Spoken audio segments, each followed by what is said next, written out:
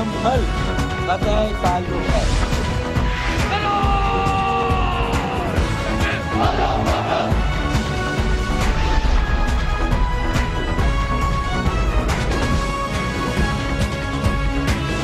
आप देख रहे हैं खबरों, तबसरों और तज्जियात पर मबनी पाकिस्तान का सबसे मोतबर न्यूज शो दुनिया, कामरान खान के साथ।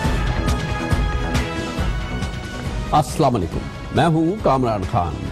अपने गुज़िश्ता कई प्रोग्राम्स में हमने आपको बताया कराची के पानी के पीने के पानी के जो मसाइल हैं, उसमें ख़ास तौर पे हमने आपको ये बात आप तक पहुंचाई थी कि आइंदा आने वाले सालों में ये बहुत बड़ा मसला बन सकता है, क्योंकि कराची में पानी की तलब और उसकी फराहमी में जो फ़र्क है वो बढ़ता चला जा रहा है। और इस वक्त कराची को जो पानी मिल रहा है उसकी तलब से आधा है, जिसकी वजह से कराची में इस हवाले से बहुत बड़े मसाइल भी पैदा हो सकते हैं। बहुत बड़ी तादाद में लोग इस पर गुस्से में आके सड़कों पे आ सकते हैं और एक बहुत बड़ा बुहरान जन्म ले सकता है। मसला खाली पानी की कमी नहीं है, बल्कि जो पानी कराची वालों को मिल रहा है, जो उनके नलकों में आ रहा है या जो उन्हें टैंकर के जरिए फराहम किया जा रहा है, तमाम क़राइन और शवाहिद ये बताते हैं कि ये आलूदा पानी हो सकता है, ये 100% पीने के काबिल नहीं हो। इस बात के बहुत गालिब इम्कान है। उसकी बड़ी वजह यह है कि Karachi water and sewerage board, जो कि पानी की फरहमी का कराची का इदारा है, उसके पास पानी के मेयार को जांचने का जो पैराफर्नेलिया है और जो उसका इस सिलसिले में निज़ाम है, वो न सिर्फ फरसूदा हो चुका है बल्कि वो तकरीबन नाकाबिल अमल है। सुप्रीम कोर्ट ऑफ पाकिस्तान ने भी इसका नोटिस लिया है। सुप्रीम कोर्ट ऑफ पाकिस्तान ने हुक्म दिया था हुकूमत सिंध को कि कराची में पानी की फराहमी और इसके मेयार के हवाले से रिपोर्ट पेश की जाए, इसको जांचा जाए और इसकी पूरी आगाही सुप्रीम कोर्ट ऑफ पाकिस्तान को दी जाए। मगर लगता नहीं है कि सुप्रीम कोर्ट ऑफ पाकिस्तान के अहकामात या एक आम कराची की शहरी की कोई ज़्यादा परवाह की है सिंध हुकूमत ने। वो कैसे, ये हम आपको दिखाते हैं इस खुसूसी रिपोर्ट में जो हमारे नुमाइंदे खुसूसी मसूद रजा ने तरतीब दी। 6 मार्च 2017 यानी आज से तकरीबन 2 माह पहले सुप्रीम कोर्ट ने MD water board Misbauddin Farid को फारिग कर दिया। वजह, कराची में पानी के हासिल किए गए नमूने पीने के काबिल नहीं थे। होना तो ये चाहिए था कि कराची वाटर बोर्ड में इमरजेंसी नाफिज हो जाती, आवाम को साफ पानी पहुंचाने के लिए इदारा सुबह शाम मसरूफ हो जाता, लेकिन ऐसा कुछ नहीं हुआ। कराची वालों को बता सकते हैं कि उन्हें कितने अरसे में सेफ क्लीन वाटर मिल जाएगा? जितना भी है जल्द से जल्द मिलेगा। आपका सवाल बड़ा सियासी है, इसका जवाब भी सियासी सी बात है। नहीं सर, देखिए अगर मेरा बस है ना, मैं आपसे अर्ज करता हूँ, मेरी तो ख्वाहिश है कि अभी से मिले, 1 मिनट के बाद से। अगर नहीं मिल रहा तो अभी से मिले। लेकिन इस पूरे प्रोसेस को, जो कि एक 60-70 साल का वो एक एक्यूमुलेटेड प्रॉब्लम्स हैं, उनको हमने अनवाइंड करना शुरू किया है। अब कराची वाटर बोर्ड के पास पानी की क्वालिटी को चेक करने के लिए सबसे अहम laboratory COD hills filter plant पर मौजूद है। इस लेबोरेटरी में एक्सपायर्ड केमिकल, खराब इक्विपमेंट और मतलूबा टेस्ट का ना होना साबित करता है कि वाटर बोर्ड साफ शफाफ पानी फराहम करने में कितना संजीदा या कितना गैर संजीदा है। बात करने पर पता चला इस तमाम सूरत हाल की बुनियादी वजह करप्शन और नाअहली नजर आती है। एक केमिकल है जिसके अगेंस्ट हम एक चार्ज करते हैं वैल्यू, हमें कहा जाता है कि ओवरहेड लगा के कोटेशन लाओ, उसके बाद उस पर जीएसटी कटता है, वो रेट कहाँ जाके बैठते हैं, मतलब मैं उसको जस्टिफाई नहीं कर सकता बहुत सी चीजों को। यानी आपसे ये डिमांड होती है कि ज्यादा रेट लगा के लाओ। बात ये होती है हर्डल्स क्रिएट किए जाते हैं। जब मैं किसी दूसरे के सिस्टम को डिस्टर्ब करूंगा तो वो मेरे सिस्टम को डिस्टर्ब करेगा। पानी के कंटामिनेटेड होने का अगला सबूत जो हम आपको दिखा रहे हैं वो तो और भी काबिले मजम्मत है। जो क्लोरीन मिला पानी पंक्चर फॉल्टी लाइंस के जरिए पंपिंग स्टेशन तक आता है, जहां से आपके और हमारे घरों में सप्लाई होता है, इनके टैंक्स की ये हालत है कि 3 से 4 दहाइयां गुजर गईं, मगर इस तरह के टैंक्स की सफाई नहीं हुई। कराची के 6 फिल्ट्रेशन प्लांट से पानी साफ होने के बाद जब मुख्तलिफ इलाकों को डिस्ट्रीब्यूट होता है तो इस तरह के पंपिंग स्टेशन हैं मुख्तलिफ इलाकों में बने हुए, वहाँ ये टैंक्स हैं। इन टैंक्स के बारे में मैं ये जानता हूँ कि 40 साल 30 साल कम से कम 25 साल इन टैंकों की सफाई नहीं हुई है। वहाँ से जो साफ़ पानी आता है वो फिर इन टैंकों में जाता है, जिनमें आपको मैंने दिखाया कि इस वक्त पानी नहीं है, तो हम वो गंदगी वो गलासत देख सकते हैं जो इस टैंक के अंदर भरी हुई है। حالات کی سنگینی کا اندازہ اس بات سے لگایا جا سکتا ہے کہ PCSIR کے ماہرین کے مطابق پاکستان میں 80% بیماریاں اور 40% اموات کی وجہ یہ آلودہ پانی ہے۔ ہم آج بھی جو پانی پی رہے ہیں وہ پانی سے پیدا ہونے والی بیماریوں کی بڑی وجہ بنا ہوا ہے۔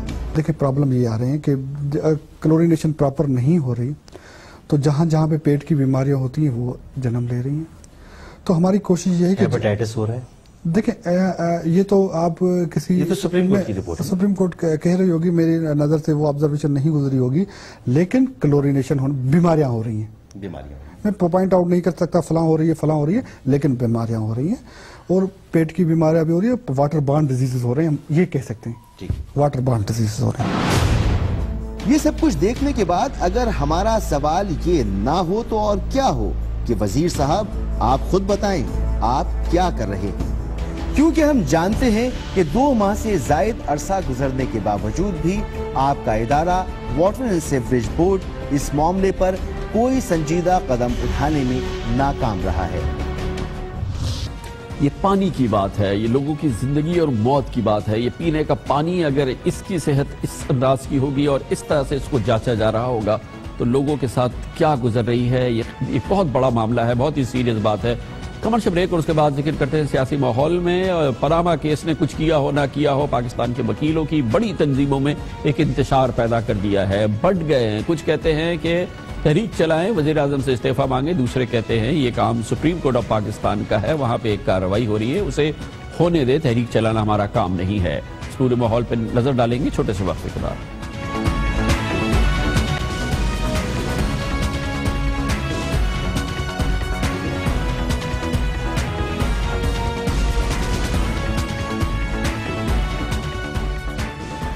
Welcome back. پاناما کے اس فیصلے نے اب تک کچھ کیا یا نہیں کیا، لیکن ملک بھر میں وکلا کی رائے کو منتشر کر دیا ہے۔ وزیر اعظم کی مخالفت میں وکلا بالکل متحد نہیں ہے۔ جمعے کو پاکستان بار کونسل نے وزیر اعظم جناب نواز شریف سے استعفے مانگنے کی تحریک کو مسترد کیا تھا، لیکن ہفتے کے روز لاہور ہائی کورٹ بار کے سابق صدر چودھری ذوالفقار اور سپریم کورٹ بار ایسوسی ایشن کے سیکرٹری جنرل آفتاب احمد باجوہ نے پاکستان بار کونسل کے فیصلے کو مسترد کر دیا۔ کل کے کنونشن کی جو وکلا کنونشن پاکستان بار کونسل نے کیا ہے، ہم اس کی کسی قرارداد کو نہیں مانتے۔ ہم مانیں گے تو 20 مئی کی جو قرارداد آئے گی ہم اس کو مانیں گے۔ وکلا نمائندہ کنونشن نہیں تھا، وہ ایک پری پلان کنونشن تھا۔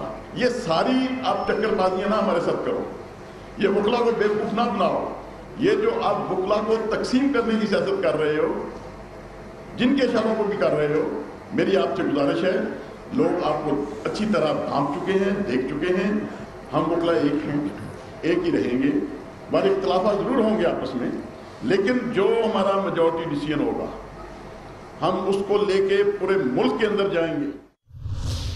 میں سمجھتا ہوں کہ کل کے اجلاس میں جو وہاں پہ نمائندہ اجلاس پہلے تو تھا نہیں، اور جو اس میں کیریڈ ہوا اور جس طرح ہمارے لوگوں نے حکومتی وہاں پر اس کو جو ہے سبوتاژ کیا ہے، اس کو ہم کنڈیم کرتے ہیں۔ چند لوگوں نے جو حکومتی بریف لے کے حکومتی بریف کو پلیٹ کیا ہے، نہ صرف وہ قابل مذمت ہے بلکہ میں سمجھتا ہوں کہ وہ نمائندگی نہیں ہے۔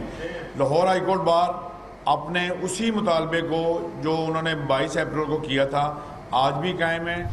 آپ کو شاید یاد ہو کہ پاناما کے اس فیصلے کے اگلے روز لاہور ہائی کورٹ بار نے وزیر اعظم سے استعفے کا مطالبہ کیا تھا اور کہا تھا کہ اگر وزیر اعظم نے ایک ہفتے میں استعفیٰ نہ دیا تو پوری وکلا برادری تحریک چلائے گی۔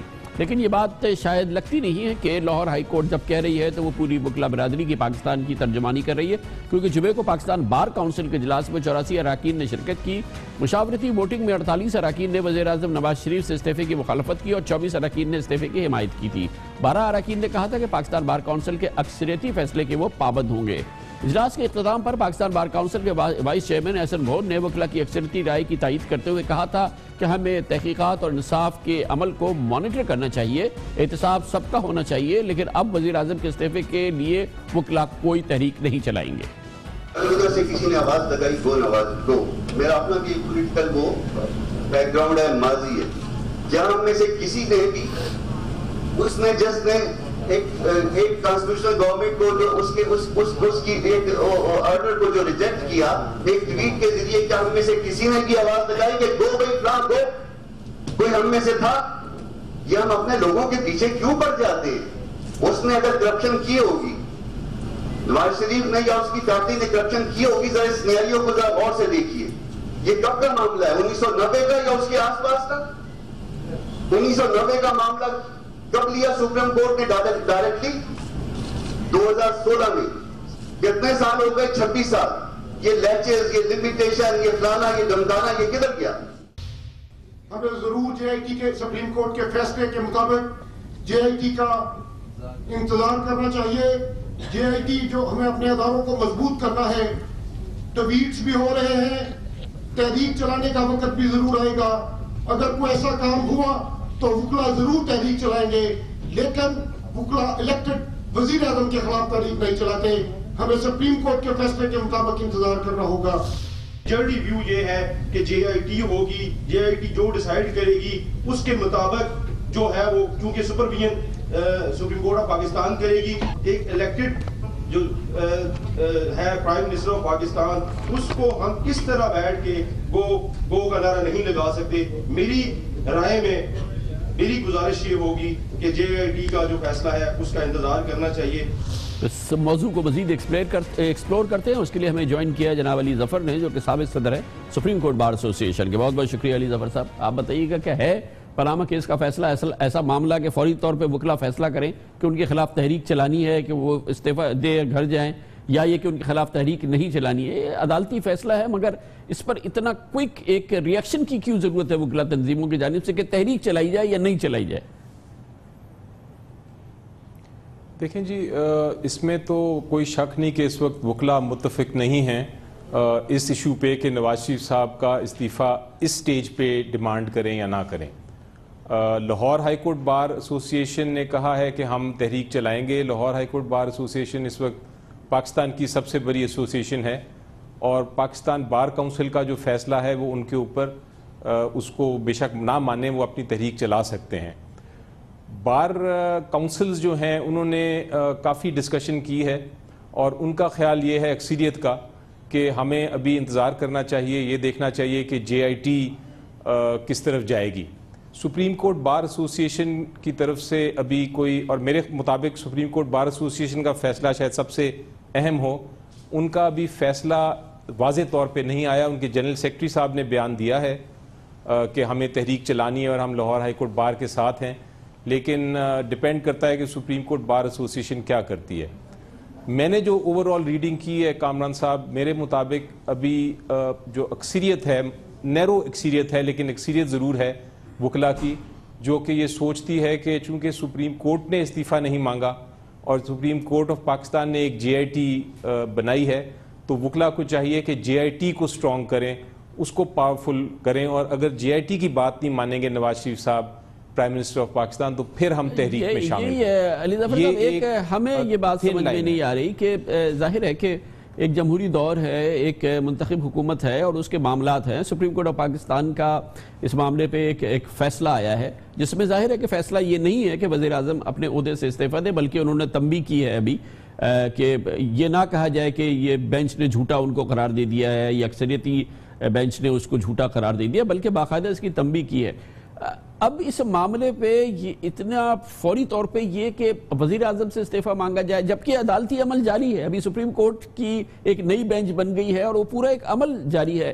یہ بحث ہی کیوں اس وقت جنم لے رہی ہے کہ وزیر اعظم استعفیٰ دیں، یا ظاہر ہے پھر اس کے رد عمل میں آ رہا ہے کہ نہ دے؟ جی، بحث اس لیے شروع ہوئی سر کہ بیسکلی جب پولیٹیکل پارٹیز نے استعفیٰ مانگا نواز شریف صاحب کا، تو لاہور ہائی کورٹ بار ایسوسی ایشن میں ایک موومنٹ چلی اور اس میں فیصلہ کیا گیا کہ ہم استعفیٰ بھی ہم بھی جوائن کریں گے لاہور ہائی کورٹ بار ایسوسی ایشن والے جو پولیٹیکل پارٹیز کا استعفیٰ کی ڈیمانڈ ہے. سو وہ اس سے یہ ساری کنٹروورسی چلی.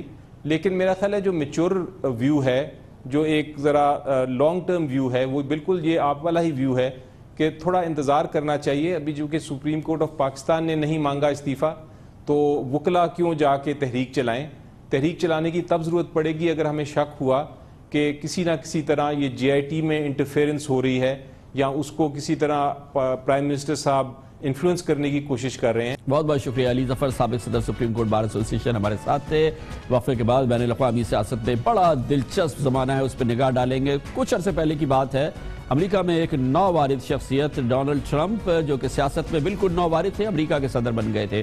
بالکل ایسے ہی فرانس میں ہوا کل رات، جہاں پہ 39 سالہ ایک سیاسی شخصیت جو کہ سیاست میں بہت پرانی نہیں ہے، جن کی سیاسی جماعت بھی پرانی نہیں ہے، جس کا بہت کم اب سے کچھ عرصے پہلے لوگوں نے ذکر سنا تھا، فرانس کے صدر بن گئی ہے یہ شخصیت۔ اور فرانس میں اس حوالے سے جشن ہے، ایک نیا زمانہ ہے جو فرانس دیکھ رہا ہے۔ اسی بات کرتے ہیں چھوٹے سے وقفے کے بعد۔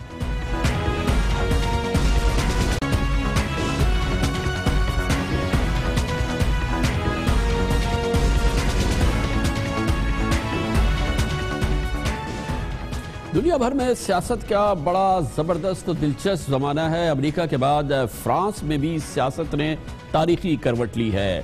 امریکہ کا سیاسی نظام، جمہوری نظام اجازت دیتا ہے کہ سیاست کا نووارد ڈونلڈ ٹرمپ اس کی سیڑھیاں عبور کرتے ہوئے صدارتی امیدوار بن جائے اور صدارتی الیکشن جیت لے۔ فرانس میں اس کی گنجائش نہیں ہے، اسی لیے فرانس کے صدارتی انتخابات میں جس کے نتائج کل آئے، ایک بڑی دلچسپ صورتحال پیدا ہوئی جب 39 سالہ نوجوان امیدوار ایمینوئل میکرون نے میری لپین کو شکست دے دی۔ مگر اس میں سب سے اہم بات یہ ہے کہ فرانس کی مروجہ دہائیوں سے موجود دو بڑی سیاسی جماعتوں کو بھی اس حوالے سے بھرپور شکست ہو گئی۔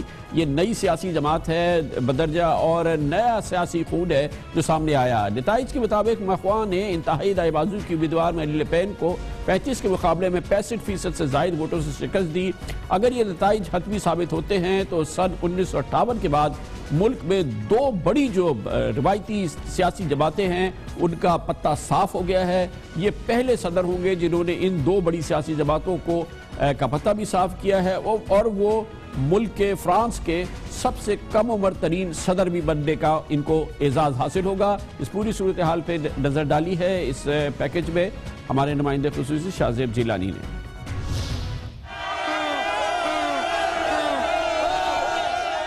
نتائج کے اعلان کے بعد میکرون کے حامیوں نے جیت کا جشن منایا۔ کامیابی کے بعد اپنی تقریر میں میکرون کا کہنا تھا کہ دہشت گردی کے خلاف جنگ جاری رہے گی، فرانس کے مفادات کا تحفظ کیا جائے گا اور یورپ کے دیگر ممالک کے ساتھ تعلقات بہتر بنائے جائیں گے۔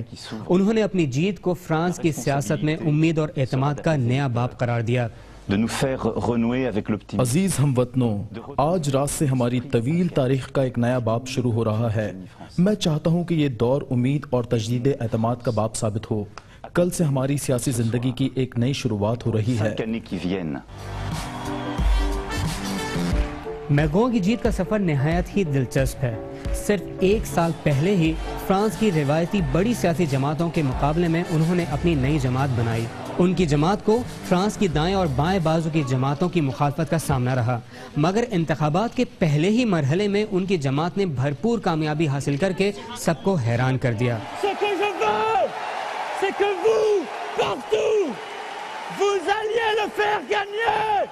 کچھ سال پہلے تک شاید ہی کوئی ان کے نام سے واقف ہو جب وہ مینوئل والز کی سوشلسٹ حکومت میں تجارت کے وزیر لگائے گئے تھے۔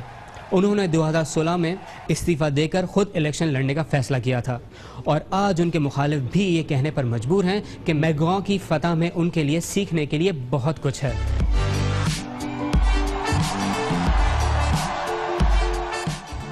سیاسی ہی نہیں، میکرون کی ذاتی زندگی بھی خاصی دلچسپ اور سبق آموز ہے۔ انہیں 17 سال کی عمر میں اپنی اسکول ٹیچر سے پیار ہو گیا، جو اس وقت 42 سال کی شادی شدہ خاتون تھیں۔ 2007 میں میکرون نے انہی سے شادی کی جب وہ خود 30 اور ان کی اہلیہ 55 سال کی تھی۔ ان کی جیت نے فرانسیسی سیاست کے کئی ریت اور روایات کو الٹا کر دکھایا، اور اب فرانس کی منقسم عوام کے لیے ان کے صدر کا عزم یقیناً قابل ستائش ہے۔ آئیں سب مل کر فرانس سے پیار کریں۔ آج رات سے لے کر اگلے 5 سال تک میں پورے خلوص، عاجزی اور لگن سے آپ کی خدمت کروں گا۔ جمہوریت زندہ باد، فرانس پائندہ باد۔ Vive la République. Vive la France. مزید معلومات لیتے ہیں اس پورے ماحول کی۔ بڑی زبردست بین الاقوامی خبر ہے، پیرس جاتے ہیں جہاں پہ موجود ہیں اشفاق چودھری جو سینئر جرنلسٹ بھی ہیں۔ یہ چودھری صاحب فرمائیے گا کیا رسپانس ہے؟ بڑا زبردست جشن وغیرہ دیکھنے میں آیا، جو کرٹکس ہیں اس گورنمنٹ کے وہ کیا کہتے ہیں؟ جی، میکھا کی جیت کے بعد یقیناً یہاں پر جشن کا سما ہے۔ جو نوجوان ہیں وہ خوشی کا اظہار کر رہے ہیں، سڑکوں پہ جو ہارن مارے جا رہے ہیں گاڑیوں کے اور نعرہ بازی ہوتی ہے، یہاں سب کچھ ہو رہا ہے 2 دن سے۔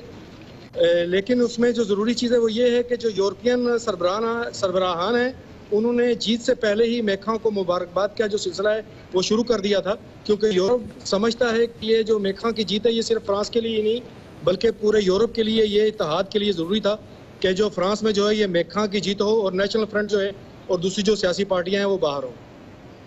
اور اس سلسلے میں جو ہے جتنے بھی یہاں پر لوگ ہیں جو ینگ جنریشنز ہیں وہ سب جو ہے خوشی کا اظہار کر رہے ہیں. جو سیاسی ناقدین ہیں وہ کہتے ہیں کہ جو صدر ہیں وہ جیت تو گئے ہیں لیکن آنے والے پارلیمانی انتخابات میں آیا کہ وہ اپنی عددی جو برتری ہے وہ ثابت کر سکیں گے پارلیمان کے لیے، کتنی سیٹیں لے سکیں گے، کیونکہ کوئی بھی قانون جو پاس کرانے کے لیے آپ کے پاس پارلیمان میں جو طاقت ہے وہ بہت ضروری ہے.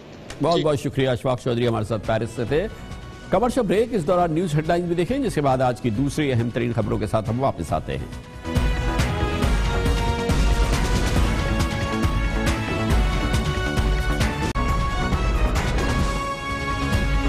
آپ دیکھ رہے ہیں خبروں، تبصروں اور تجزیات پر مبنی پاکستان کا سب سے معتبر نیوز شو دنیا، کامران خان کے ساتھ.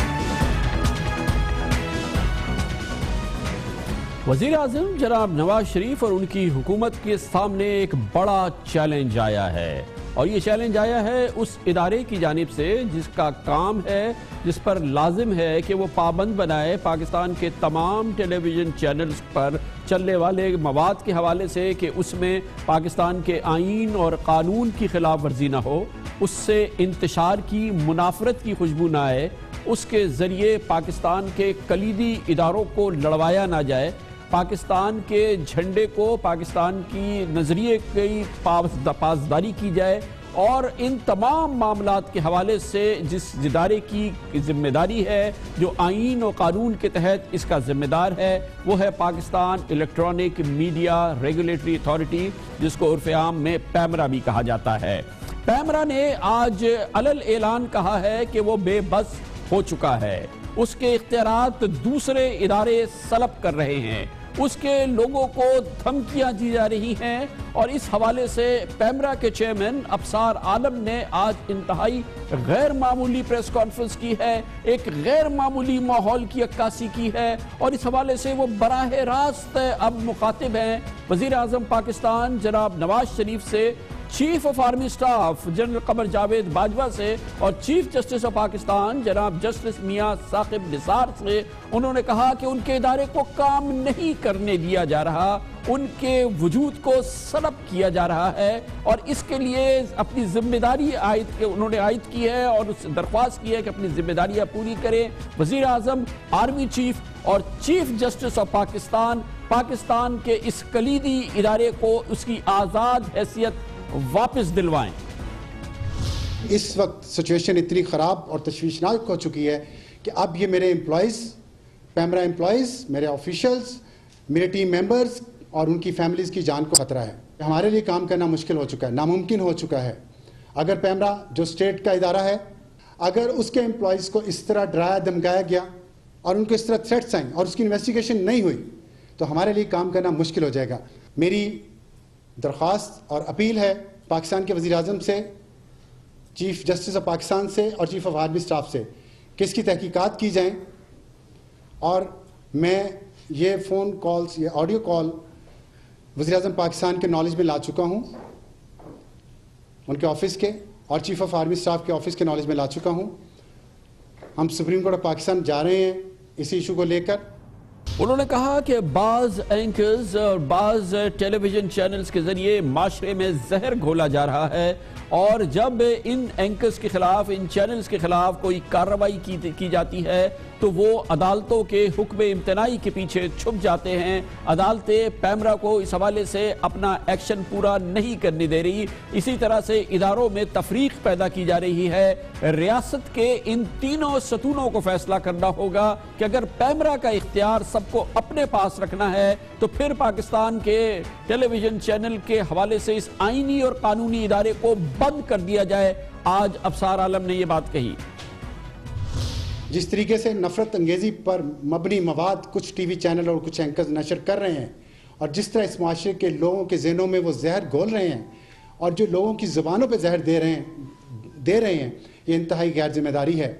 یہ سب ہماری سب کی زندگیوں کو خطرے میں ڈال چکا ہے، اور یہ رویہ صرف ہمارے اوپر نہیں رہے گا، یہ باری باری سب اس کا شکار ہوں گے۔ اس لیے پاکستان کے ان تمام پلرز کو یہ ڈیسائیڈ کرنا ہوگا کہ ہم اس ملک کو کدھر لے جانا چاہ رہے ہیں۔ کیا ہم نے ایسے ایلیمنٹس کو جس معاشرے میں انتشار پھیلا رہے ہیں اور ان کی جیبوں میں دوسرے ملکوں کے پاسپورٹس ہیں، کیا وہ اس معاشرے کے تمام اداروں کو ہمیشہ آپس میں لڑاتے رہیں گے اور ہم کچھ بھی نہیں کر پائیں گے؟ اگر کچھ نہیں کرنا، اگر پیمرا کا اختیار سب نے اپنے پاس رکھنا ہے تو پیمرا کو پھر بند کر دیا جائے تاکہ ہم بھی کچھ اور کام کریں۔ چیئرمین پیمرا ابصار عالم نے اس سلسلے میں پاکستان کے عدالتی نظام کے حوالے سے بھی سوال اٹھایا۔ انہوں نے کہا کہ پیمرا نے گزشتہ سال 357 ایکشن لیے، جن میں 337 کو کورٹ میں چیلنج کیا گیا، حتیٰ کہ شو کاز نوٹس پر بھی کورٹس نے اسٹے آرڈر دے دیا یا اسٹے آرڈر حاصل کر لیا۔ پیمرا کا اختیار عملی طور پر ہائی کورٹس کے پاس جا چکا ہے۔ ابصار عالم کا کہنا تھا، چیف جسٹس آف پاکستان سے مخاطب ہو کے انہوں نے کہا کہ پیمرا کے زیر التوا کیسز پر جلد کوئی فیصلہ کیا جائے۔ پیمرا کو اس عدالتی نظام کے حوالے سے جس صورتحال سے دوچار ہے، اس کا فوری طور پہ کوئی حل تجویز کیا جائے۔ ہم جو بھی ایکشن لیتے ہیں وہ فوری طور پر کورٹس میں چیلنج ہو جاتا ہے، یہاں تک کہ اب شو کاز نوٹس بھی، اس پہ بھی کورٹس نے اسٹے آرڈر دینا شروع کر دیے ہیں۔ پیمرا کی جو اختیار ہے اس کو اتنا محدود کر دیا گیا ہے کہ پیمرا ایک ریگولیٹر کے طور پہ اب پاکستان کے میڈیا کو کنٹرول نہیں کر سکتا، اور کنٹرول صرف اس قانون اور آئین کے تحت کرنا ہے ہم نے جو ہمیں دیا گیا ہے، اور اس کوڈ آف کنڈکٹ کو جو سپریم کورٹ کا اپنا نافذ کرتا ہے، ہم اس کوڈ آف کنڈکٹ کو بھی نافذ نہیں کر پا رہے کیونکہ پیمرا کا اختیار عملی طور پر ہائی کورٹس کے پاس جا چکا ہے۔ عدالتوں کے سامنے جھوٹ بول بول کر، عدالتوں کو حقائق چھپا کر، اور پھر اس اسٹے آرڈر کے پیچھے سالوں سالوں چھپے رہنا، پھر پیمرا اپنا کام نہیں کر سکے گا۔ اس پوری پریس کانفرنس کا سب سے زیادہ سنسنی خیز پہلو وہ تھا جب ابصار عالم نے ایک ٹیلی فون ریکارڈنگ سنائی، جس میں انہوں نے اس ریکارڈنگ کے ذریعے ثابت ہوا کہ شاید کوئی سرکاری اہلکار پیمرا کے اہلکار سے مخاطب ہے، کسی حالیہ معاملے کے حوالے سے وہ اپنی بات ان کے ساتھ کر رہا ہے۔ پیمرا کے ذرائع کہتے ہیں کہ یہ محض ایک ٹیلی فون کال نہیں ہے، ایک سے زیادہ متعدد ریکارڈڈ ٹیلی فون کالز ہیں۔ پیمرا کے اہلکار اس بات کا بھی دعویٰ کرتے ہیں کہ وہ اس آفیسر کی شناخت تحقیقات کاروں کو دے رہے ہیں، اور مگر یہ ٹیلی فون کال، اس کا جو کانٹینٹ ہے، جس انداز سے یہ سامنے آئی ہے، یہ ابصار عالم کہتے ہیں کہ یہ سب سے بڑا ثبوت ہے کہ ان کے ادارے پر کس قسم کا دباؤ ہے، اور کیوں وہ وزیر اعظم سے اور آرمی چیف سے اور چیف جسٹس آف پاکستان سے کہتے ہیں کہ پیمرا کو بچائیں۔ یہ بہت ہی اہم ٹیلی فون کال تھی۔ اس کی مندرجات کے حوالے سے، اس کی آتھینٹسٹی کے حوالے سے تو obviously ہم کچھ نہیں کہہ سکتے، مگر پاکستان کا ایک آئینی قانونی ادارہ، ریگولیٹری ادارہ، اس کا چیئرمین یہ فون کال دیتا ہے تو اس کو درگزر بھی نہیں کیا جا سکتا۔ اس کا ایک ایک لفظ بہت اہم ہے۔ جی انچارج جو بھی ہے، دیکھو میں آپ سے یہ کہہ رہا تھا، کل ہم نے اچھا نہیں کیا مطلب چینل بند کرا کے، آپ کو میں نے بتایا تھا کہ چینل بند نہیں کرا تھا، ٹھیک ہے، اس کے بھی ہائی کورٹ سے آرڈر نہ آ کے وہ جس سپیڈ سے اپنے بند کرایا تھا نا، اس سے زیادہ سپیڈ سے اپنے کھلوانا ہے آپ، ٹھیک ہے، میں ابھی 5 منٹ میں انسپیکٹرس کو میں کال کر کے کنفرم کروں گا کہ آپ کی کال میں آئی ہے کھولنے کے لیے نہیں، نوکری آپ کی سرکاری ہے، ٹھیک ہے، آپ کسی کے ذاتی غلام نہیں ہے۔ یہ جو پولیٹیکل بیسز ہے وہ کبھی بتائے، جو پولیٹیکل بیسز پہ چینل بند ہو رہے ہیں نا، یہ بھگتنا آپ کو پڑے گا۔ یہ معاشرے میں تو کہاں بھی پھینکنا بات، ٹھیک ہے، اور میں کنفرم کروں گا کہ کال اگر نہیں آتی تو پھر آپ نے برائے مہربانی گنا نہیں کرنا کہ میری ٹانگیں ٹوٹ گئی، میرا منہ پھٹ گیا کہیں سے، کوئی گاڑی ٹکر شکر مار کے تو اس کا بھی ذمہ دار میں نہیں ہوں گا۔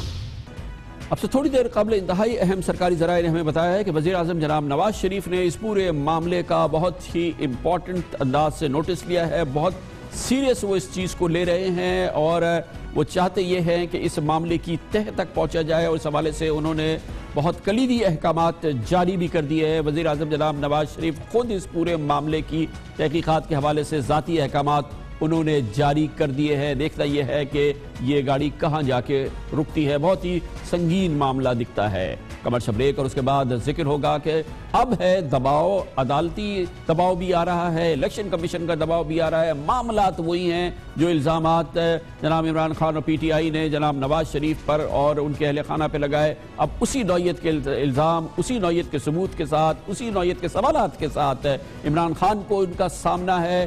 سپریم کورٹ آف پاکستان میں بھی اس حوالے سے روزانہ سماعت ہو رہی ہے۔ الیکشن کمیشن آف پاکستان بھی اس معاملے کو بہت ہی سیریس لے رہا ہے۔ کتنا دباؤ ہے اس حوالے سے عمران خان پہ، پاکستان تحریک انصاف پر، یہ جانیں گے ایک چھوٹے سے وقفے کے بعد۔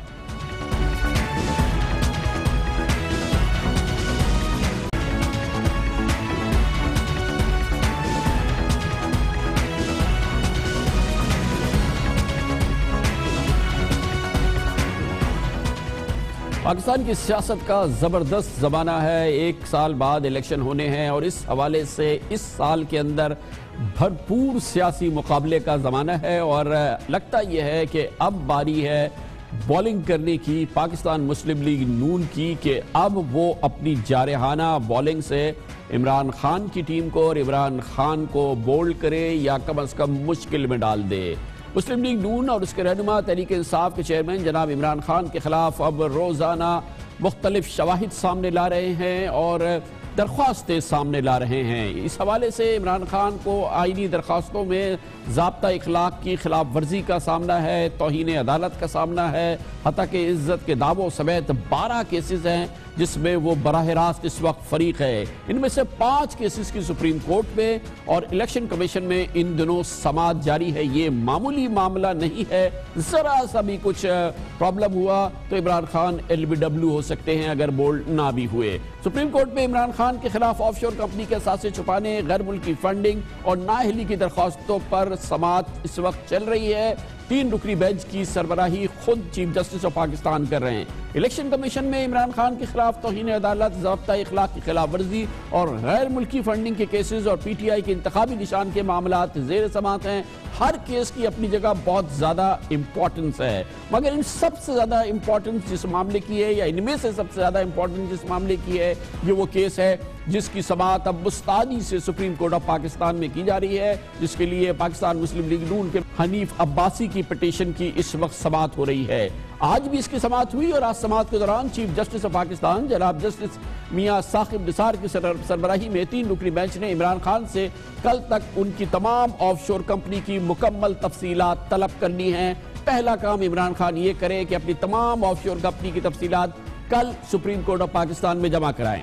چیف جسٹس جناب ثاقب نثار نے حنیف عباسی کے وکیل اکرم شیخ سے آج استفسار کیا کہ کیا آف شور کمپنیوں کو گوشواروں میں ظاہر نہ کرنے کے قانونی نتائج ہوں گے۔ اکرم شیخ نے جواب دیا کہ لنڈن میں تو اونٹ بھی نہیں ہوتے جن کے ذریعے رقم منتقل ہوئی، وہ آف شور کمپنی سے لنڈن میں فلیٹ فروخت کرنا، پھر بنی گالا کی زمین خریدنا، میاں بیوی کے تحفے تحائف، سب قصے کہانیاں ہیں۔ جمائمہ کی جانب سے رقم کی منتقلی ثابت نہیں ہوئی، یہ دراصل منی لانڈرنگ ہے جس کی عمران خان نے انتخابی گوشواروں میں غلط بیانی کی، اس لیے وہ صادق اور امین نہیں رہے۔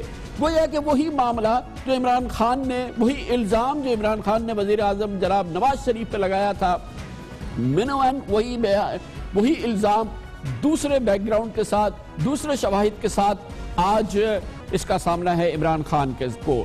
آج ہی ایک اور درخواست کی سماعت ہوئی جو PTI کے سابق رہنما اکبر ایس بابر کی تحریک انصاف اور عمران خان کے خلاف غیر ملکی فنڈنگ سے متعلق تھی۔ اس پر چیف الیکشن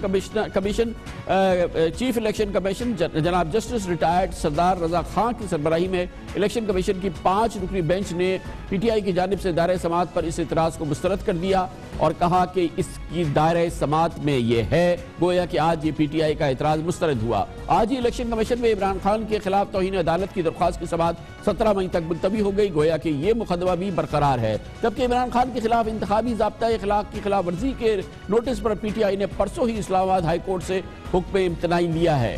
آج وزیر اعلیٰ پنجاب کی جانب سے بھی عمران خان کو ایک پاناما کیس پر خاموش رہنے کے عوض 10 ارب روپے کی پیشکش کا الزام لگانے پر ایک حد کے عزت کا قانونی نوٹس بھجوایا ہے، جس کا کہ سامنا جناب عمران خان کریں گے۔ اس پوری صورتحال پہ بات کرتے ہیں۔ پہلے تو حکومت یہ پاکستان مسلم لیگ نون کا موقف حاصل کرتے ہیں، جس کے لیے پاکستان مسلم لیگ نون کے ممبر قومی اسمبلی جناب دانیال عزیز ہمارے ساتھ موجود ہے۔ بہت بہت شکریہ دانیال صاحب۔ کیا نئی بات ہے پاکستانیوں کے نزدیک؟ کون سا ایسا الزام ہے جو عمران خان پہ آپ لوگوں کی جانب سے پہلی بار لگایا گیا؟ اس میں اتنی انٹینسٹی، اس میں اتنی قوت کیا نیا کیا ہے اس میں؟ خان صاحب، جب یہ پیناما پیپرز والا سلسلہ چل رہا تھا اور اس سے پہلے جب یہ دھرنوں کے دوران منظم دھاندلی کا معاملہ چل رہا تھا تو یہ پی ٹی آئی ایک نئی جماعت تھے اور لوگ سمجھتے تھے کہ شاید جو یہ لوگوں کو درس دیتے ہیں کیا واقعی یہ اندر سے اسی طرح ہی صاف پاک ہے کہ جس طرح یہ دوسرے سہاروں کے اوپر نکتہ چینی کرتے ہیں۔ یہ پہلی مرتبہ ہے پچھلے 3 روز سماعت کے دوران کہ یہ پتہ چلنا شروع ہوا عوام کو کہ نہ ان کے پاس منی ٹریل ہے، ان نے غلط بیانی کی ہے، ان کی اہلیہ جو ہے وہ کہتی ہے میں نے اس شخص کو کبھی 1 ٹکے کا قرضہ نہیں دیا، یہ کہہ رہا ہے میں نے 3 کروڑ 90 لاکھ کا قرضہ لیا ہے۔ جب ایک نیا پرنس راشد، ان کا جو عمران خان کا 1122 پرنس ہے، وہ یکلخت کہیں سے ٹپک پڑے ہیں، نہ ان کے ساتھ کوئی ان کا مینڈیٹ ہے، نہ ان کا ان سے کوئی تعلق ہے، کوئی اگریمنٹ ہے، کروڑوں روپیہ ان کے بقول ان کی اہلیہ نے ان کے اکاؤنٹ میں منوین ڈال دیے ان پہ بھروسہ کر کے، اور اس کے علاوہ جو ان کی اہلیہ کے پیسے ٹرانسفر کرنے ہیں اس کا منی ٹریل ہی سرے سے نہیں ہے۔ عمران خان صاحب اسمبلی میں کہتے رہے ہیں کہ میں نے ایک پیسہ اپنے خون پسینے کی کمائی کا پاکستان لایا ہوں آفیشیل چینل کے ذریعے اپنے نام میں، اور یہ کوشش کی اپنے آپ کو ملانے کے لیے ان عظیم پاکستانیوں کے ساتھ جو کہ واقعی دن رات باہر ملک بیرون ملک محنت کر کے اپنے خاندانوں کو پالنے کے لیے پیسے بھیجتے ہیں۔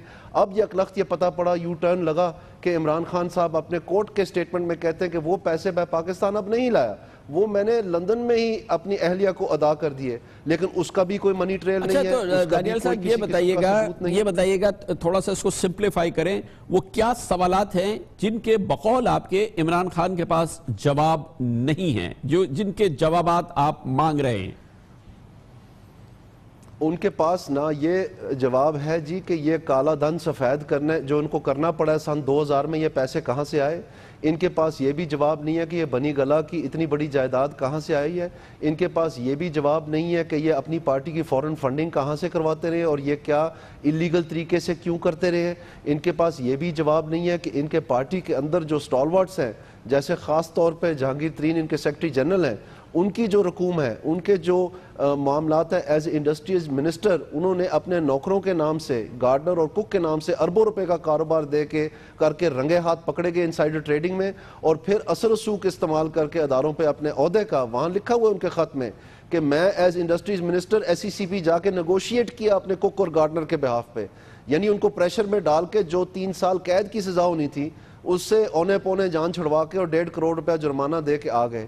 تو اس کے علاوہ جو انہوں نے ٹیکس فراڈ کیا ہے، اپنی ایگریکلچر انکم بڑھا چڑھا کے دکھائی تاکہ ایگریکلچر ٹیکس دینا پڑے، اس پہ ادر انکم کا ٹیکس نہ دینا پڑے، اور جو الیکشن کمیشن میں سٹیٹمنٹ دی اس میں اصلی اپنا جو انکم ہے ایگریکلچر سے وہ بتائیے۔ یہ بتائیے گا کہ آپ تو حکومت میں 4 سال سے آپ تو حکومت میں ہیں، حزب اختلاف کہتی ہے کہ حکومت ہماری نہیں سنتی تو وہ عدالت میں کا دروازہ کھٹکھٹاتی ہے، آپ کے تو ادارے ہیں، ایس سی سی پی کیوں کارروائی نہیں کر رہی، ایف آئی اے کیوں نہیں کارروائی کر رہی، نیب کیوں نہیں کارروائی کر رہی، یہ کیوں نہیں کارروائی کر رہے، حکومت کیوں لے کے جا رہی ہے یہ معاملوں کو سپریم کورٹ آف پاکستان میں؟ یہ تو حکومتی کارروائی، اداروں کا معمول کا عمل ہونا چاہیے۔ یہ اتنے کاغ اور شاطر آدمی ہے عمران خان، اور اس طرح سے انہوں نے اپنے آپ کو ایک سادہ اور معصوم پیش کیا تھا، جبکہ در حقیقت ان کے بھیڑیے کے دانت نظر نہیں آنے کو تھے۔ جب یہ انٹرنیشنل لیول پہ لاوا پھٹا تو پتہ پڑا کہ وہاں سے لوگوں نے آ کے رپورٹنگ کی کہ یہ جو دوسروں کے اوپر الزام لگا رہے ہیں یہ تو خود بابا آف شور ہیں، یہ تو کسی کو نہیں پتا تھا۔ تو یہ تو جب پتہ چلا تو پھر یہ ساری چیزیں جو آگے بڑھیں۔ بہت بہت شکریہ جناب دانیال عزیز، ممبر قومی اسمبلی پاکستان مسلم لیگ نون، اور یہ شدت ہے ان معاملات کی جس کا کہ اب سامنا کر رہے ہیں جناب عمران خان، پاکستان تحریک انصاف۔ وہی معاملات ہیں پاناما کیس کے حوالے سے، وہی سپریم کورٹ آف پاکستان ہے۔ اہم بات یہ ہے کہ اس دفعہ یہ معاملہ سپریم کورٹ آف پاکستان میں ہے، 6 رکنی بینچ ہے، روزانہ کی بنیاد پہ سماعت ہو رہی ہے۔ الیکشن کمیشن آف پاکستان میں بھی معاملات ہیں، وہاں پر بھی بہت سیریسلی فالو کر رہے ہیں چیف الیکشن کمشنر اس پورے معاملے کو، اور اس حوالے سے عمران خان پر، تحریک انصاف پر یقیناً دباؤ ہے، کتنا ہے یہ جانچتے ہیں، اور اس کے لیے ہمیں جوائن کریں محترم شفقت محمود جو اب پاکستان تحریک انصاف کے سیکرٹری اطلاعات بھی ہیں۔ بہت بہت شکریہ شفقت محمود صاحب، فرمائیے گا۔ کہا یہ جا رہا ہے کہ ایک تو یہ کہ بڑا پریشر ہے، ایک جانب سپریم کورٹ آف پاکستان میں عمران خان صاحب کے معاملات کے حوالے سے روزانہ کی بنیاد پہ سماعت ہو رہی ہے، الیکشن کمیشن، اور یہاں پر ہے فورن فنڈنگ کے معاملات، آف شور کمپنیز کے معاملات، منی ٹریل کے معاملات جو سپریم کورٹ کے اندر ہیں۔ آپ کے اسی قسم کے معاملات الیکشن کمیشن میں بھی ہیں، جہاں پر آپ کے انٹر پارٹی الیکشن کے معاملات ہیں, توہین عدالت کے معاملات ہیں, اور وہ بھی بڑا انٹینس پورا معاملہ. کتنا پریشر ہے اس وقت پی ٹی آئی پہ اس حوالے سے؟ کامران صاحب بالکل کوئی پریشر نہیں ہے. پریشر اس وقت ہوتا ہے جب آپ نے کچھ غلط کام کیا ہوتا ہے, جس طرح پیناما لیکس میں یہ پکڑے گئے ہیں, وہاں پریشر ہوتا ہے. جب آپ کا بالکل ہر چیز صاف اور شفاف ہو تو اس کا کیا پریشر ہو سکتا ہے. باقی تو یہ تو انہوں نے ایک اسٹریٹجی بنائی تھی جب پیناما پیپرز کے معاملات جو تھے وہ آگے چلے اور کورٹ میں گئے, تو اسٹریٹجی ان کی یہ تھی کہ پی ٹی آئی کو مقدمات میں پھنساؤ. پھر انہوں نے ایک اکبر بابر صاحب ہیں ان کو تیار کیا, ان سے ایک درخواست دلوا دی, کچھ اور لوگوں سے, کبھی کوئی چیز کبھی کوئی چیز. ہمیں بالکل کوئی فکر نہیں ہے, کوئی ہمیں وہ تشویش نہیں ہے, کیونکہ یہ سب جو ہے یہ الزامات بھی غلط ہیں, جھوٹے ہیں, اور جو بھی کچھ کہا جا رہا ہے وہ وقت ثابت کرے گا کہ ان میں کوئی حقیقت نہیں ہے. تو شوکت محمود صاحب, یہ انشاءاللہ یہ کورٹ میں ثابت ہوگا کہ جو آف شور کمپنیز نیازی سروسز لمیٹڈ کے جو معاملات ہیں, بنی گالا کی پراپرٹی کے جو معاملات ہیں, پھر جو فورن فنڈنگ ہے یا فورن ڈونیشنز ہیں پی ٹی آئی کے, یہ تمام معاملات جو ہیں, اور اس کے علاوہ جو دوسرے معاملات ہیں ان کی منی ٹریل وغیرہ جو ہے, یہ آپ کے پاس ریڈی اویلیبل تمام چیزیں ہیں جو سپریم کورٹ پہ آپ اب پیش کرنے جا رہے ہیں. دیکھیں بات یہ ہے کہ مجھے ایک چیز کا بڑا افسوس ہے, اور وہ یہ ہے کہ یہ جو فورن فنڈنگ کی بات کرتے ہیں, یہ یعنی کہ اپنے اوورسیز پاکستانیز جو ہیں ہمارے, ان کو متون کر رہے ہیں, جو کہ محب وطن پاکستانی ہیں, جو باہر گئے ہیں, وہاں سے کما رہے ہیں. کچھ لوگوں نے وہاں کے پاسپورٹ بھی لے لیے ہیں لیکن ڈبل ان کی شہریت ہے, اور وہ جو آپ کو 20 ارب ڈالر ہر سال ریمیٹنسز میں بھیجتے ہیں, ان کو متون کر رہے ہیں کہ جی فورن فنڈنگ. کوئی فورن فنڈنگ نہیں ہے سوائے ان کے جو اوورسیز پاکستانیز کنٹریبیوٹ کرتے تھے پارٹی فنڈز میں, اور اس میں بھی کوئی ایسی چیز, اس میں آڈٹ بھی ہوا, سب کچھ ڈکلیئرڈ ہے. منی ٹریل والی بات جو ہے سب کے سامنے ہے. شوکت صاحب, یہ معاملہ تو حل ہو جاتا ہے نا کہ اگر آپ یہ سارے اکاؤنٹس الیکشن کمیشن میں جمع کرا دیتے. آپ تو کنٹیسٹ کر رہے ہیں کہ الیکشن کمیشن یہ سن ہی نہیں سکتا, یہ تو معاملہ ویسے ہی ختم ہو جاتا, اور الیکشن کمیشن کہتا ہے ہم سن سکتے ہیں. اس میں جو ہم ہر سال الیکشن کمیشن میں اپنے ریٹرنز جمع کراتے ہیں, وہ آڈیٹڈ ریٹرنز الیکشن کمیشن میں کب سے جمع ہیں.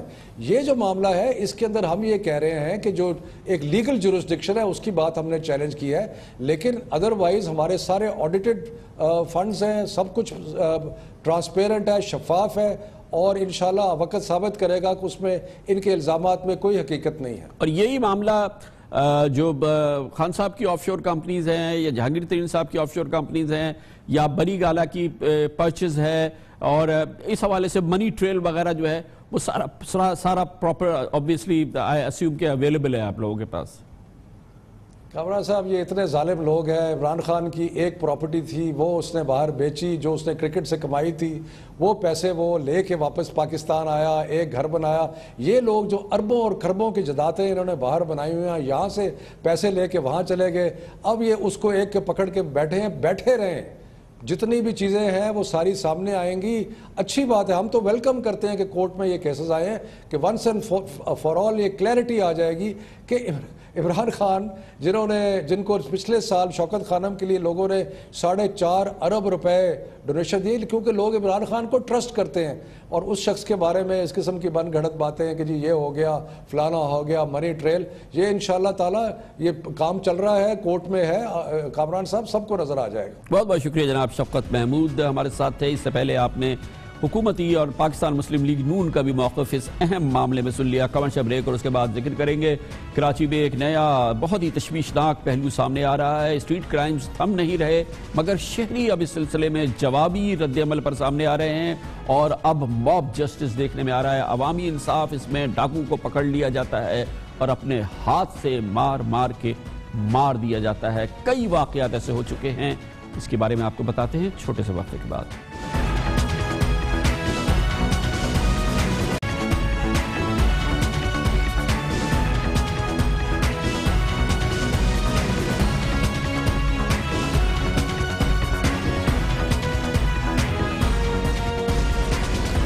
کراچی میں آپریشن کی وجہ سے دہشت گردی میں کچھ کمی ہوئی ہے, بھتے کے واقعات میں کچھ کمی ضرور دیکھنے میں آئی ہے, لیکن تمام تر دعووں کے باوجود کراچی پولیس اسٹریٹ کرائم پہ قابو پانے میں مکمل ناکام نظر آ رہی ہے۔ یہ وہ معاملہ ہے جس میں کم از کم 100 کراچی والے روزانہ بندوق کی نوک پہ لوٹ لیے جاتے ہیں۔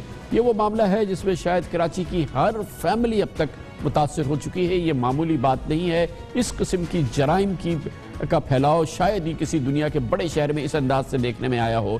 اب اس کا جواب شہریوں کے پاس کیا ہے وہ بہت ہی بھیانک ہے۔ قانون نافذ کرنے والے اداروں کی ناکامی پر شہریوں کی قوت برداشت اب جواب دے رہی ہے، اور اب عوام کے ہتھے چڑھنے والے یہ اسٹریٹ کرمنلز، یہ ڈاکو، ان کو مارنے کا اور ان کو مار دینے کا تشویشناک رجحان سامنے آ رہا ہے۔ اس سال اب تک 4 ڈاکو ایسے ہیں اس پچھلے 4 مہینوں کے دوران جنہیں شہریوں نے پکڑا، اپنے ہاتھوں سے اتنا تشدد کیا کہ وہ اپنی جانوں سے گئے۔ اس قسم کے واقعات کراچی کے علاقے اورنگی ٹاؤن میں بھی ہوا ہے، اور کل کا ہی واقعہ ہے کہ رکشہ ڈرائیور کو لوٹنے کی کوشش کرنے والے ایک ڈاکو کو مشتعل ہجوم نے پکڑ لیا، اتنا شدید تشدد کیا کہ وہ وہی مر گیا۔ اس سے قبل فروری میں لانڈی کے علاقے سے پکڑے گئے 2 ڈاکوؤں کو عوام نے موت کی گھاٹ اتار دیا تھا، جبکہ جنوری میں کورنگی کے 4 نمبر علاقے میں کراچی کے پکڑے گئے ڈاکوؤں کو شہریوں نے پولیس کو اطلاع دینے سے پہلے ہی زندہ جلا دیا تھا۔ یہ واقعات مسلسل ہو رہے ہیں۔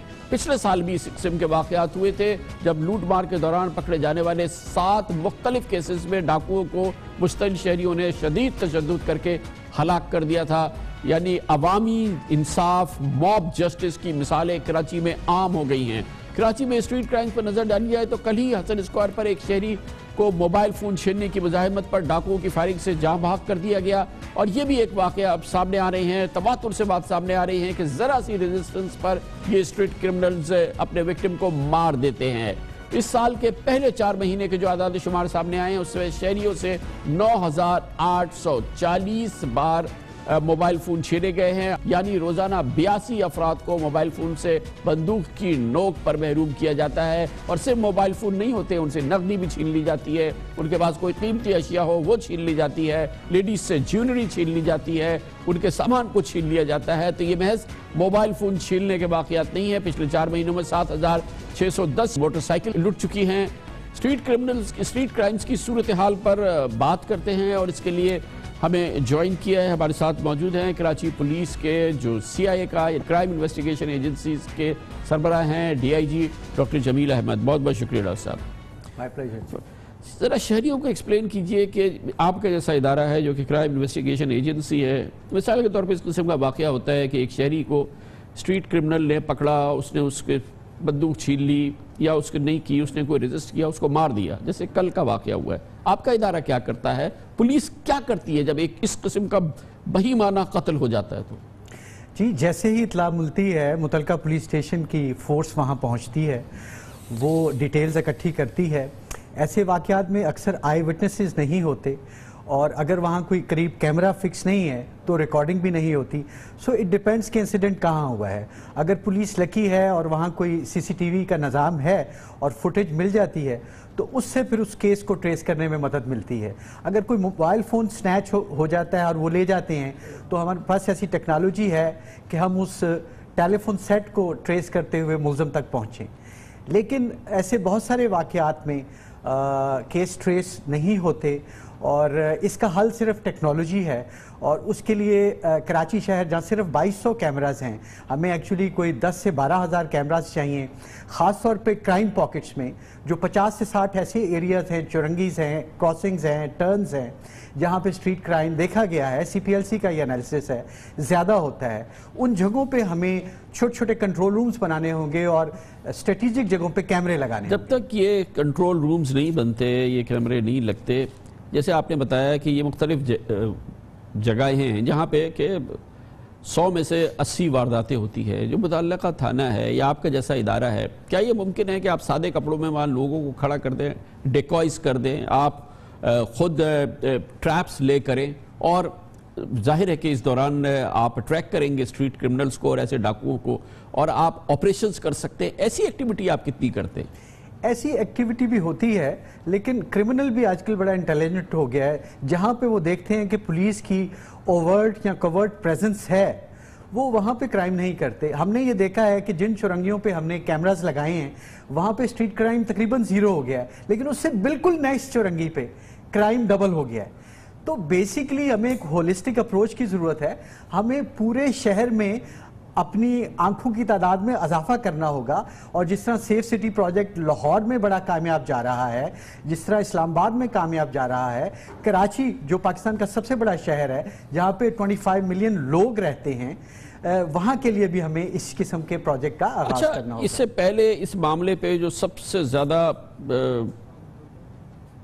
خود حکومت کا ریاکشن دیکھنے میں آیا وہ جنوری میں جو ایپیکس کمیٹی کی میٹنگ ہوئی تھی, جس میں چیف منسٹر بھی تھے اور ظاہر سب ہوتے, اور اس میں بڑا اس پہ اسٹریٹ کرائم پہ زور ہوا تھا, اور پھر اس میں یہ بات سامنے آئی تھی کہ وہ سافٹ ویئر کو اور جو ٹیکنالوجیکل ہیلپ ہے اس کو انفورس کیا جائے, جس میں کہ آپ ان ٹیلی فونز کو جو کہ کھینچے جاتے ہیں, چھینے جاتے ہیں, ان کو فریز کر دیتے ہیں, آپ ان کو جیم کر دیتے ہیں, آپ ان مارکٹس تک پہنچتے ہیں جہاں پر ان کا کلائنٹ ہو, اور اس کو وہاں پر آپ پھر ایکشن کرتے ہیں تاکہ اس کی مارکٹ کو آپ کسی صورت سے کرٹیل کریں. ان دونوں چیزوں پہ کیا ہوا؟ جی, موبائل فون سنیچنگ جو ہے وہ جنوری میں بہت زیادہ رہی تھی, جس کے بعد یہ میٹنگ ہوئی جس کا آپ نے ذکر کیا. اس کے بعد آئی جی صاحب سندھ کے حکم پہ ایک anti mobile phone snatching unit بنا, میرے ہی 3 میں سے ایک اسپیشلائز یونٹ میں, SIU اسپیشل انویسٹیگیشن یونٹ میں, اور اس میں بیسیکلی ہم نے موبائل مارکیٹس پہ فوکس کیا ہے. ہمارے نالج میں ہے کہ سافٹ ویئر کا اللیگل یوز ہو رہا ہے, آپ کسی بھی سٹور سے ڈاؤن لوڈ کر سکتے ہیں اور اس کے تھرو آپ IMEI نمبر کسی بھی فون کا چینج کر سکتے ہیں, اور پھر اگر آپ پولیس ان تک پہنچ بھی جائے تو اس کا نمبر چینج ہو چکا ہوگا. تو ہم نے ایسے لوگوں کو گرفتار کیا ہے, متعلقہ ایسوسیشنز ہمارے ساتھ تعاون کر رہی ہیں. ہم نے جو بھی سیکنڈ ہینڈ فون وہاں فروخت کرنے جاتا ہے اس کو ڈاکیومنٹ کرنے کا انتظام کیا ہے, اور یہی وجہ ہے کہ جنوری میں اگر CPLC کی فگرز کے مطابق 4600 موبائل فون سنیچ یا سٹیل ہوئے تھے, اپریل میں یہ فگر کوئی 2600-2700 پہ آ گئی ہے. So there is a healthy improvement of about 1500 less cases. تو basically technology is the solution, چاہے وہ کیمراز کی شکل میں ہو, چاہے وہ اللیگل سافٹ ویئرز کو کنفسکیٹ کرنے کی شکل میں ہو, یا ڈاکیومنٹیشن کی شکل میں ہو. اس کے علاوہ اس کا کوئی سلوشن نہیں ہے. یہ بھی ہو رہا ہے ہماری مارکیٹس میں کہ جو PTA کے تھرو CPLC بلاک کراتی ہے فون, ان کو وہ ان بلاک کر دیتے ہیں. ایون جو فون USA, کینیڈا اور یورپ میں بلاک ہوتے ہیں, وہ جب پاکستان پہنچتے ہیں تو ہمارے جو ماہر مستری ہیں وہ ان کو ان بلاک کر لیتے ہیں اور وہ یہاں پہ یوز کرنا شروع کر دیتے ہیں. تو ہم ایسے جو آپریٹیوز ہیں مارکیٹس میں ان پہ فوکس کر رہے ہیں. We want to make it difficult for the snatchers to sell the phones in the market. وہ کہتے ہیں کہ جب بکے گا نہیں تو چھنے گا نہیں, اور اس اسٹریٹجی کا فائدہ ہوا ہے, and there is a steady gradual improvement. کم ہوتے جا رہے ہیں واقعات, لیکن ختم نہیں ہوئے. It is still a big issue, اور ہمیں ابھی اس پہ بہت کام کرنے کی ضرورت ہے. بہت بہت شکریہ. ڈاکٹر جمیل احمد DIG ہیں crime investigation agency Karachi police کے. خبر سے بریک اور اس کے بعد ذکر کریں گے کہ ملک میں اگر حالات کی بہتری آئے تو اس کا بیرومیٹر جو ہے اس کو دیکھنے کی جو سب سے بڑا امپورٹنٹ لٹمس ٹیسٹ ہوتا ہے وہ پاکستان اسٹاک ایکسچینج ہوتا ہے. جب لگ رہا تھا کہ حکومت کے لیے پیچیدگیاں ہیں, مسائل سامنے آ رہے ہیں, تو پاکستان اسٹاک ایکسچینج کے انڈیکس میں بڑی تیزی سے گراوٹ دیکھنے میں آئی. پچھلے 3-4 دن سے لگا کہ حکومت کے حالات بہتر ہو گئے ہیں, مسائل جو ہیں وہ ختم ہو رہے ہیں. پاکستان اسٹاک ایکسچینج میں تاریخی تیزی دیکھنے میں آئی ہے اور اس وقت تاریخ کی بلند ترین سطح پہ پہنچ گیا ہے. پچھلے 3-4 سیشنز کے دوران ہزاروں پوائنٹس کا, اس میں کئی ہزار پوائنٹس کا اضافہ بھی ہو گیا ہے. اس کی بات کرتے ہیں چھوٹے سے وقفے کے بعد.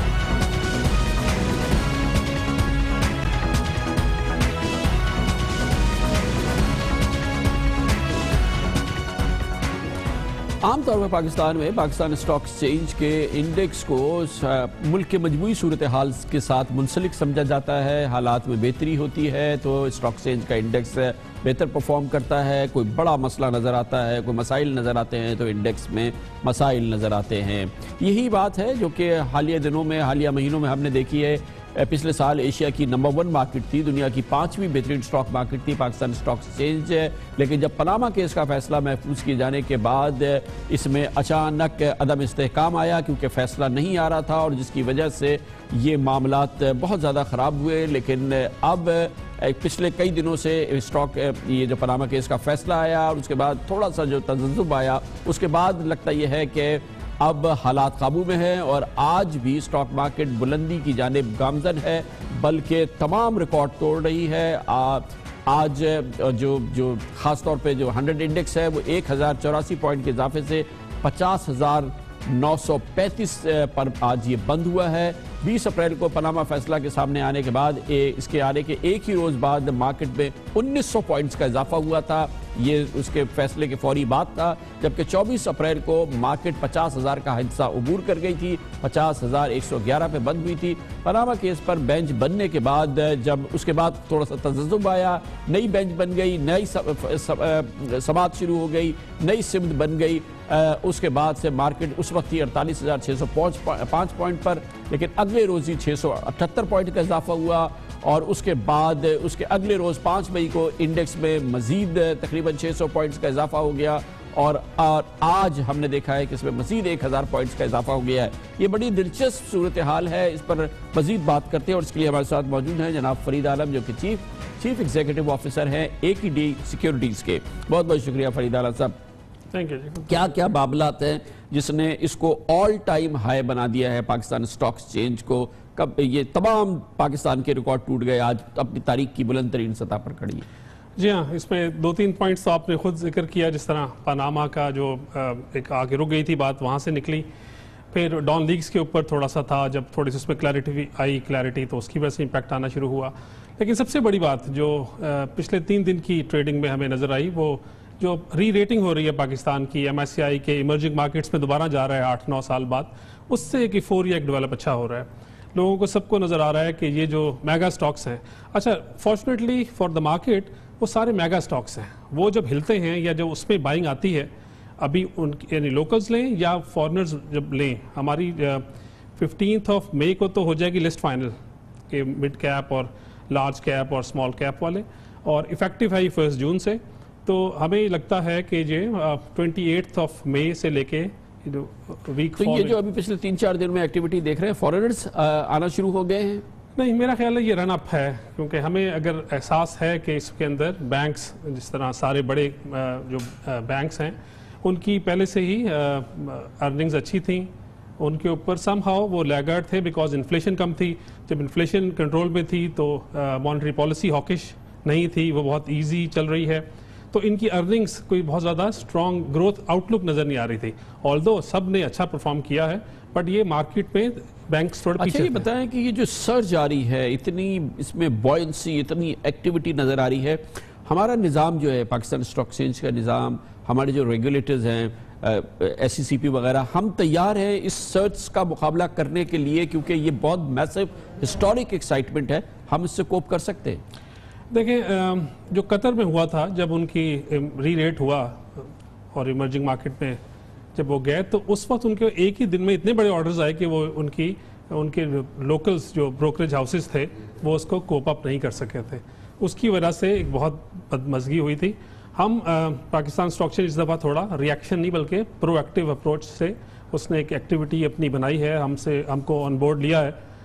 بٹ آپ کی بات یہ دیکھیں کہ اگر 1 جون ہی کو ہوتے ہیں، بہت سارے ایک ہوتے ہیں پیسیو انویسٹرز، بعض جنہوں نے انڈیکس کو ٹریک کرنا ہے، اگر ان لوگوں نے بڑا کام سارا 1 دن یا 2 دن میں کرنے کی کوشش کی، اور جو یہ کرتے ہیں، کیونکہ پروفیشنل فنڈ مینیجرز کو 1 جون کے اندر آپ کو اس نے اپنے آپ کو الائن کرنا ہے تاکہ وہ ڈیویشن نہ آئے اس کی، تو ہو سکتا ہے کہ یہاں 200, 400, 500 ملین ڈالر کی بائنگ 1 یا 2 دن میں ہو جائے۔ اس کے لیے ہم لوگ گیئرڈ اپ نہیں ہیں، بیکاز آپ کو پتا ہے کہ جو ریگولیٹر ہے وہ ہمیں کہتا ہے کہ آپ فلاں اپنی نیٹ کیپٹل بیلنس کا 25 ٹائمز سے زیادہ کام نہیں کر سکتے، اور بہت سارے ایسے ہیں ویریبلز جس کے تحت، اور خاص طور پہ جب گورے کا کام کرتے ہیں تو IDS کا کانسیپٹ نہیں ہے، تو اس کے لیے یعنی ہر ممبر جو کام کرے گا گورے کا، اس کو 2 دن ایٹ لیسٹ اپنے سارے فنڈز بلاک کرنے پڑیں گے، پری ٹریڈ میں اور پوسٹ ٹریڈ مارجنز میں۔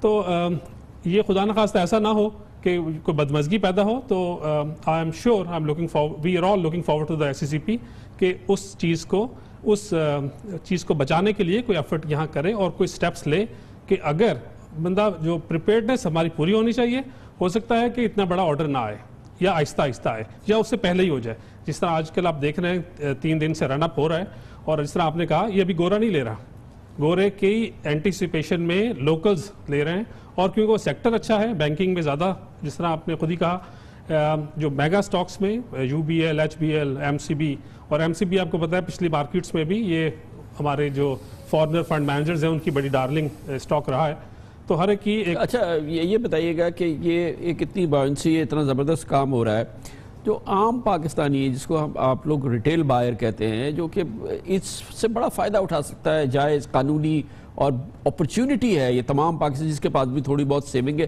وہ کتنے اس طرف آ رہے ہیں، کتنا آپ ان کو اٹریکٹ کر پا رہے ہیں اس طرف؟ کیونکہ ہر پاکستانی کو فائدہ ہونا چاہیے نا اس سے، کہ اتنی زبردست اس میں فائدہ ہو رہا ہے۔